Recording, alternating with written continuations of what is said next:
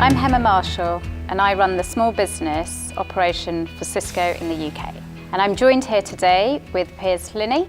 I'm a small business and I have a network. I don't know how to manage it. I have no IT manager. I also don't want to do calls in the middle of the day because I need to meet my customers. I can't travel to London. I can't travel to Manchester. I need to be in one place so I can meet more people. How can technology help me with that problem? So I think there's two parts to that question. So the first one is collaboration.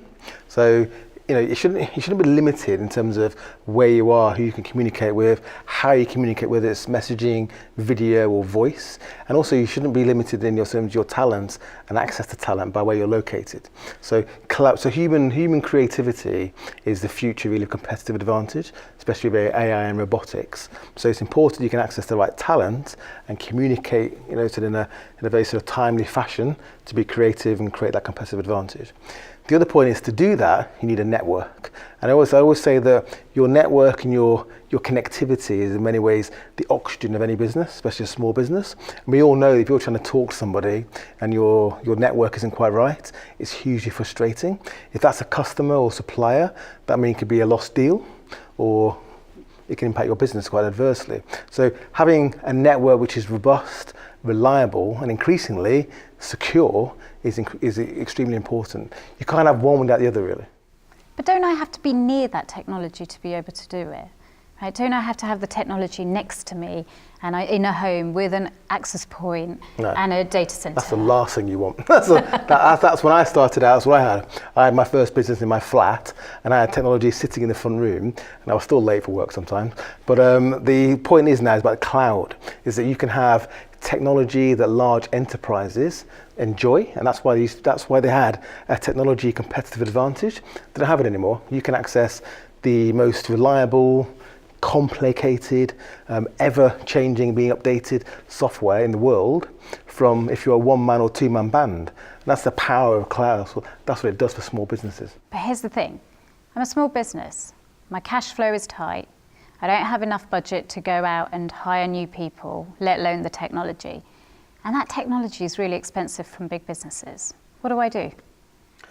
So that's the fear, uncertainty and doubt, the FUD that a lot of small companies get lost in. And it's not the case. So there's 2 points to that. One is large companies invest, and I mean billions and millions at least, in R&D, research and development, to develop products that are good enough for large enterprises, but they also work for small businesses too.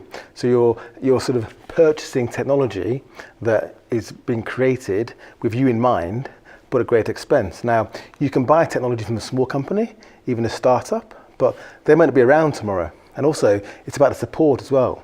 So if you're buying technology from a larger player, then the support they can give you and their channel, and the person that sells it to you, is far greater, far deeper and more robust. And you're likely to see a greater pace of change in the development of that technology over time. That's the first thing. The second thing is that finance. Now, 2 points there. Finance is out there for the right company. You've got a great business, you can raise finance. But the point is, for technology, you're now moving away from buying loads of stuff sitting in your office or a cupboard down the road, or a cupboard, you don't even know where the cupboard is, to the cloud, which means that you're no longer investing CapEx, it's OpEx. Ideally, it's a subscription, so it becomes more affordable. Now, with technology, say you've got your software running in the cloud, but you've got endpoints like a Wi-Fi network or video camera. They're physical endpoints, and you need to buy those too. And you're right, some companies can't afford them, but a lot of the large vendors have the balance sheet to help you buy these things. They'll offer you vendor financing. So you need to look at all the options, but it's a misunderstanding small businesses have that this powerful technology is more expensive. It's cheaper, easier to access, and far more powerful than I can ever imagine. So in summary, you're saying that I can have the technology to grow my business. I can afford it. A vendor will finance me. I'll get the same quality as a large enterprise, and I'll get a service at the back end of it. I wish it was always that easy. So, you have to go and make sure the technology you're consuming is the right technology for your business, and make sure that your technology partner, the provider, is the right business and can support you. But the answer is, compared to 5, even 3 years ago, the answer is yes. In fact, larger companies have moved to the cloud faster than small companies because they pay people in procurement departments to look at technology and make decisions. And they know what they're doing and they're making the right decision. So if I was a small, so you just said that enterprise companies hire individuals to be able to make those decisions. If I'm a small company, who helps me make that decision? Well, so typically you have a partner. So you'll have a business issue. So you'll know you'll need the basics. It might be security, it might be collaboration. And if you can't just go onto the internet to find these solutions.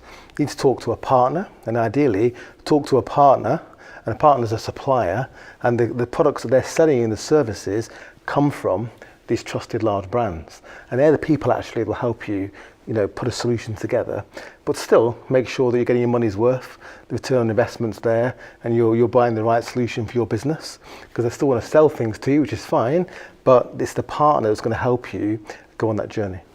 Where do I start? Where do I find these partners? So it can be confusing for small companies, and you understand these brands are out there, but you can't really knock on their doors. And the way most of them work is they have a partner network, and the partners, they sort of sell solutions between maybe a preferred vendor, but also others. And the point is, it's quite a local relationship. So if you go onto the website, the vendor of choice, and they may have a partner network, a list, or even a sort of a finder, go through the process, see who's local, and meet them.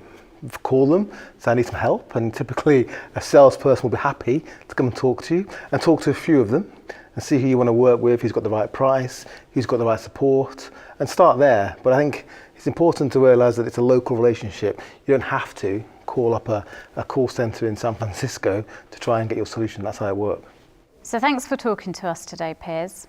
What are your final tips for small businesses that want to be innovative, grow, and secure their future? Try and limit it. So the first one is embrace the cloud. So especially born in the cloud technology. That's the first thing. That goes without saying. Second one I'd say is automate everything you possibly can. And that may or may not mean including using AI, but increasingly you're going to be able to do that. Third one is people. So increasingly business success is about your team, always has been really, but in the information economy it's increasingly about people and creativity. Make sure you use collaboration technology to access talent wherever it is, and you allow people to be flexible in terms of where they work. Finance is the big one, especially in small and growth businesses. Limit the amount of capital you invest in your business, so you use subscription services, use vendor financing. And the fifth one I would say is make sure that you're working with the right brands. The technology you are entrusting your business success on is actually trusted technology. That's been great. Thank you so much, Piers. It's been a pleasure. I've learned a lot. I hope you have learned a lot today. If you want any more information, check out the links below.